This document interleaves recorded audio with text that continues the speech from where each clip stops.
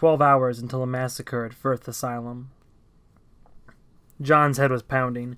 He tried to call Amy back, but she was ignoring him. He had a sick feeling that began around his navel and extended all the way up to his scalp. No doubt that was partly due to the huge egg breakfast he had eaten at sunrise to help absorb some of the vodka and Crown Royal he had flushed through his system, but the feeling was mostly due to the fact that he had clearly hit one of his patented rough stretches. Those bits of his life where every strain of shitty luck converged into one horrible knot that everybody blamed him for. As if he had chosen things to work out this way. No, Amy, I did not just decide to bring about the apocalypse this month. Times like this, you just gotta disconnect from the world and ride it out. It was a process he and Dave had, the two of them rarely hitting low points at the same time, one always there to cheer the other up and to pull them off the sofa to go hit the town. Dave always made air quotes around town when referring to undisclosed, since the party train only ran through 2 bars and Munch's trailer. John glanced around, half expecting to see a disheveled Dave pulling himself up from some spot on the floor.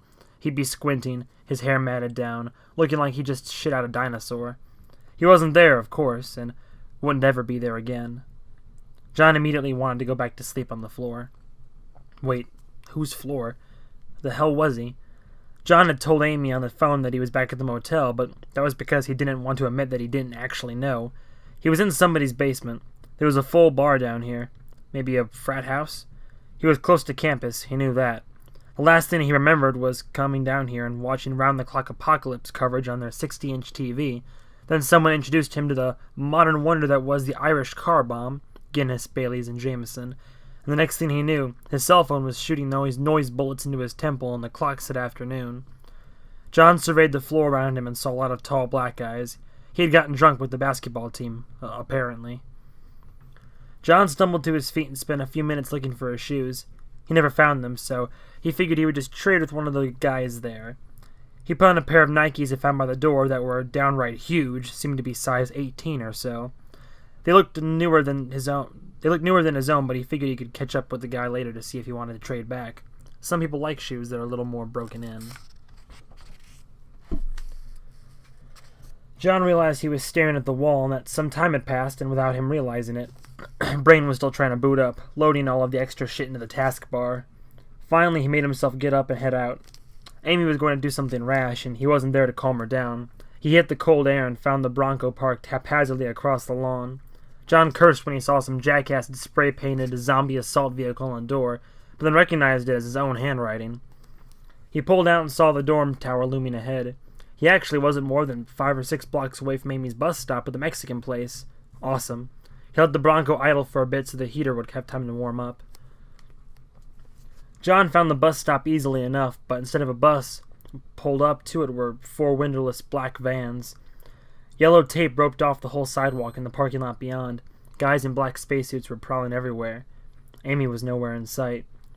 John stopped right in the middle of the street, threw open the door of the Bronco, and ran to the first van. He yanked open the back door. "Amy! Hey!" Nobody there.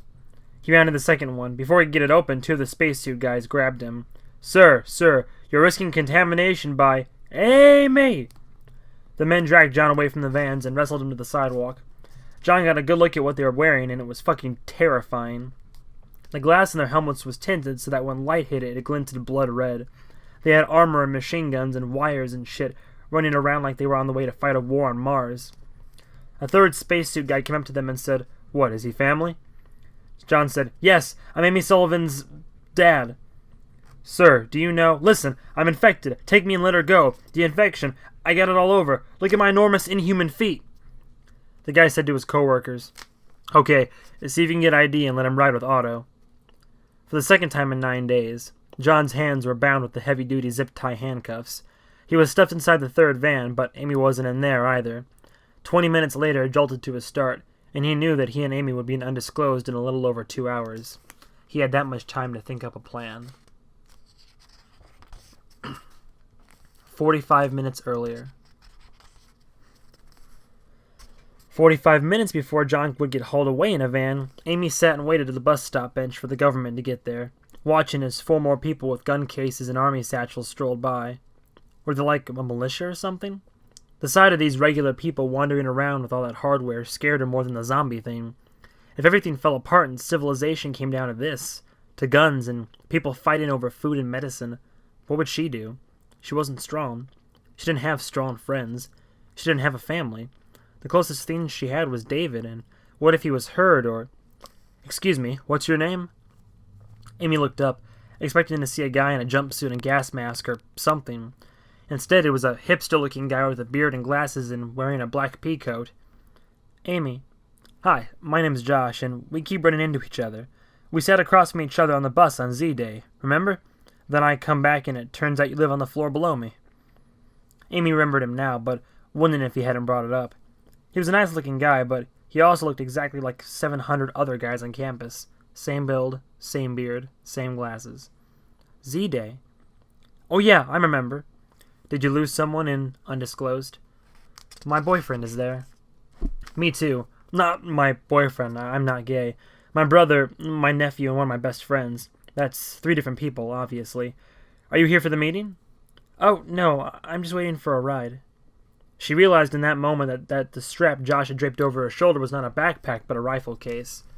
Wait, is this the gun meeting everybody's going to? Because I left all my guns at home. You should come anyway. From an inside pocket he pulled out a sheet of paper, and she didn't need to read the details. She recognized the huge letter Z the moment he unfolded it. When your ride gets here, bring them too.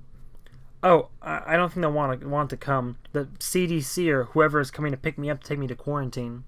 Alarmed, Josh said. Excuse me? Yep. I've wasted a week here and I finally said screw it. If that's where David is, that's where I want to be. I told him to come get me.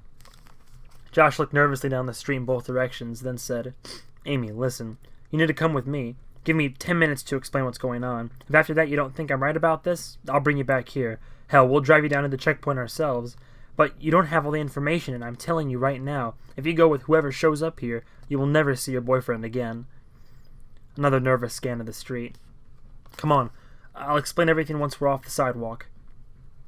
Amy sighed and pushed the hair out of her eyes. So many kidnappings begin this way. We're going right down there to the powder keg. It'll be packed with people. It's full of rednecks with assault rifles and shotguns. If anyone tries to put a hand on you, they'll be perforated. Come on, there's no time. He put a hand under her armpit. Up. She went with him. They hurried along the sidewalk, Josh with his hand flat on her back pushing her along and ducking down like they were dodging machine gun fire. The powder keg was a gun store/shooting range and not, as Amy had thought, a gay nightclub. This wasn't a snide private joke. It would be days later before she would remember that the nightclub she was thinking of was called the Bomb Shelter. The place was absolutely packed, and the crowd was armed to the teeth. In any other country on Earth, this kind of gathering would be cause for an all-out military response. Josh pushed her through the door and into a crowd. He stopped to tell 2 burly shotgun-bearing men, Raper's looking for her. If they show up at the door, tell them we've never seen her. Amy thought, did he say Reavers? Like on Firefly? Josh pushed inside, pulling Amy through the crowd behind him to the front of the room. Amy still carrying her bag of pharmacy stuff and her stupid pillow. He reached a spot where a white bedsheet was hanging in front of a display of earmuffs and safety glasses. Josh put his back to the wall and stepped on a huge cardboard box of clay pigeons, so he'd be a couple of feet above the crowd. He quieted everyone and said, Okay, everybody, we don't have much time. Now, I need to get something out of the way first.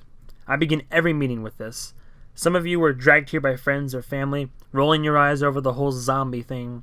If you don't like that word, feel free to pick out one that suits you. The Zombie Response Squad was a club promoting physical fitness, weapons training and safety, and wilderness survival. These are skills I believe that every human should possess regardless. They can save your life in the event of anything from natural disaster to civil unrest. The zombie angle was just our way of having fun with it, and obviously we had no way of knowing that, something like this was coming. He paused here. That seemed like a really important point to him.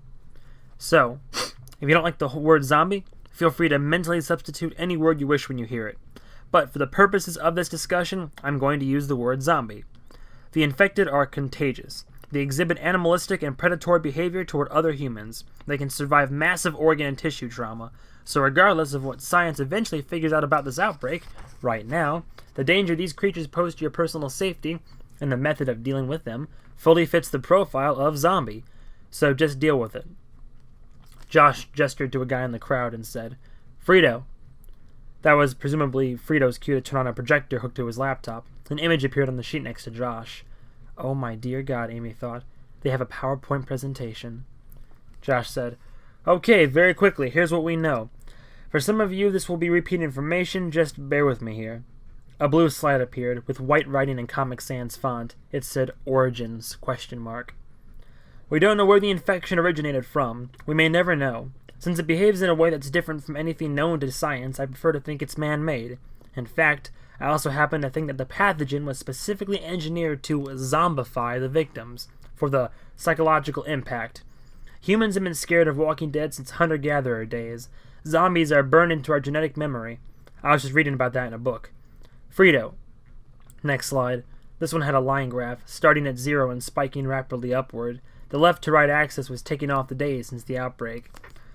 OGZA estimates are that the infection rate within the borders of undisclosed was at 20% as of last Wednesday. It exceeded 50% yesterday and will be at 90 to 100% within 48 hours. Gasps from the crowd. Amy thought, that couldn't be true, could it? And who was OGZA?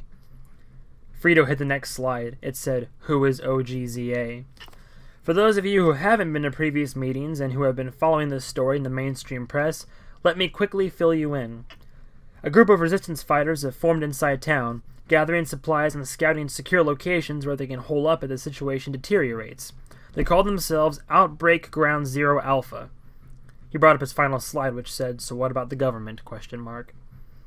One final point I want to make, and I'll leave this for last because it's what you need to keep with you when you watch TV tonight. An anonymous source within the government has leaked a series of emails between the Disease Control and the Task Force Rapid Exotic Pathogen Eradication / Research, outlining what they call Operation Leopard. From these emails, we know that Reaper determined within 48 hours of the outbreak, based on autopsies of infected dead, that the psychological changes caused by the infection are radical and irreversible. Another "let that sink in" pause from Josh. Even if they could kill off the agent of the change, the bacteria, virus, parasite, or whatever it is, the subject's entire nervous system is no longer recognizable as human. There is nothing to be done for the infected. From there, they have made a logical conclusion that quarantine is not separating the infected so they may be isolated and cured. They are being separated and concentrated in one location so that they can be wiped out in one step, just like amputating an infected limb. You let that sink in too. And our goal, as of now, is to do whatever we can to help them accomplish this. The room erupted in cheers.